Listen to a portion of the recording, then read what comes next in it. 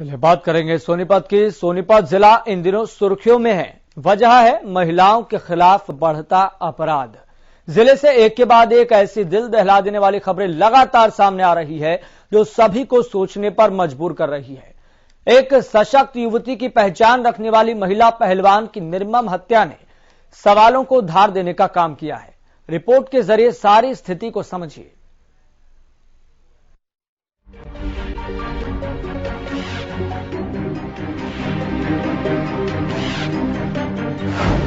सोनीपत में दबंगों की दहशत, महिला सुरक्षा पर उठा सवाल, डबल मर्डर से दहला जिला।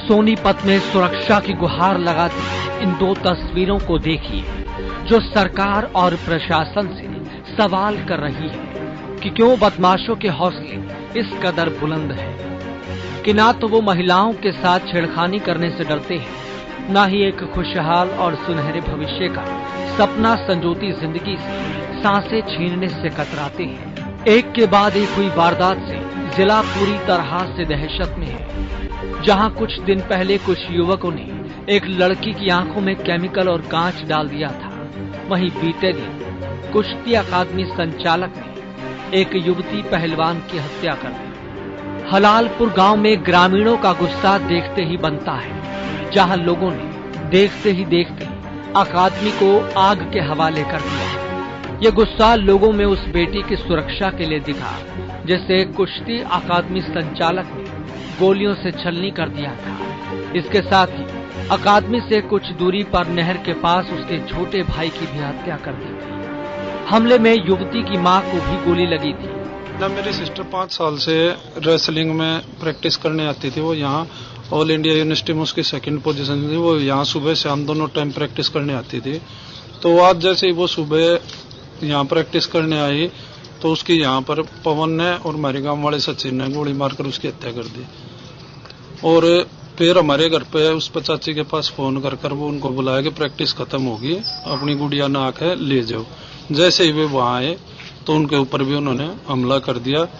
जिससे पहले तो मेरी चाची को गोली लगी, फिर वो लड़का भाग लिया तो उसके पीछा करते हुए उन्होंने नहर पार करने के बाद उसको भी गोली मारकर हत्या कर। मामले में पुलिस ने मां की शिकायत पर मामला दर्ज कर जांच शुरू कर दी है। मां ने अपनी शिकायत में कुश्ती कोच पर बेटी से छेड़खानी का आरोप लगाया। मां ने बताया कि छेड़खानी का विरोध करने पर उसकी बेटी की हत्या कर दी गई।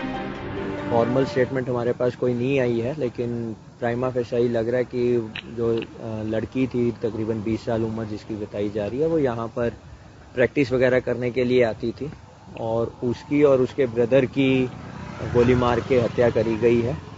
यहाँ के जो कोच था उसके और उसके कुछ अन्य साथियों के द्वारा।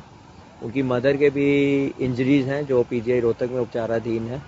तो हमारी टीम्स लगी हुई हैं। ये एकेडमी बताई जा रही है कि कोई गांव का ही दामाद था, उसको इस एकेडमी को चलाता था, जो बेसिकली बालंद रोहतक का रहने वाला है। देखिए जो भी है, अभी हमारी प्रायोरिटी जो है वो ये डबल मर्डर को वर्कआउट करना है, इसके कारणों को पता लगाना है और बाकी जो आगजनी हुई है उसके कारणों को भी विल इन्वेस्टिगेट और जो आगे आएगा उसके अनुसार कार्रवाई। दोनों ही मामलों को लेकर लोग आहत और आक्रोश में हैं। महिलाओं की सुरक्षा के दावों को तार तार करती तस्वीरों पर जवाबदेही और कार्रवाई की उम्मीद लगाकर बैठे हैं। जल्द से जल्द कार्रवाई की मांग के पीछे न सिर्फ लोगों का गुस्सा है बल्कि अपनी बेटियों के लिए फिक्र भी है।